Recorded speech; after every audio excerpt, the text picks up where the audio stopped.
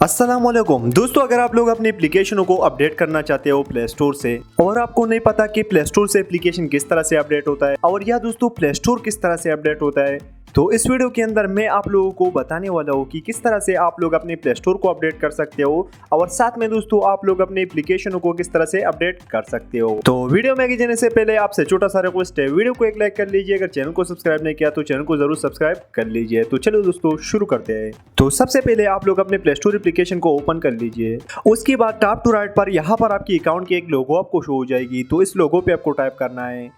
उसके बाद यहाँ पर दोस्तों आप नीचे देख सकते हो मैनेज एप्स एंड डिवाइस, इस पे टाइप कर लीजिए। उसके बाद अपडेटिंग अवेलेबल, इस पे टाइप कर लीजिए। उसके बाद ये आपकी सारी एप्लीकेशन है, आप एक एक इस तरह का भी अपडेट कर सकते हो। और या आप लोग इस एप्लीकेशनों को एक साथ में अपडेट करना चाहते हो तो इस अपडेट ऑल पे टाइप करें, तो ये सारी अपडेट पे लग जाएगी। अब एप्लीकेशन तो अपडेट हो जाएगा, लेकिन आपको प्ले स्टोर किस तरह से अपडेट करना है, तो उसके लिए दोबारा से प्ले स्टोर ओपन कर लीजिए। ओपन करने के बाद टॉप टू राइट पर यहाँ पर आपकी प्रोफाइल की लोगो शो हो जाएगी, तो इस लोगो पर दोबारा से टाइप कर लीजिए।